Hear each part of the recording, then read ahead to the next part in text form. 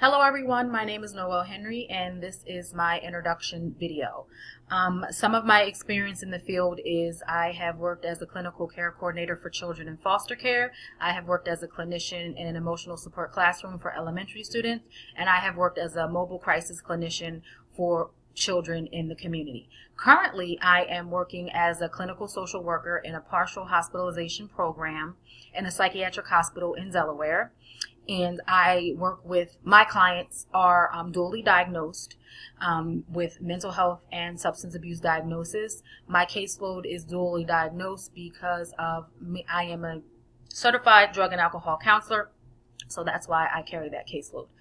Some goals I have for myself is to just strengthen my knowledge base and build my confidence in working with adults. I have not worked with adults for a long time. My most recent history or work experience rather over the last, I'll say 7 to 10 years has been with children. So I purposely chose to change populations from children to adults because I wanted to make myself more knowledgeable, more marketable, and to kind of push myself out of my comfort zone. I kind of felt myself getting burned out working with kids and I needed a change, but I knew I wanted to remain in the social work, human services field, so I decided to work with adults in a partial hospitalization program.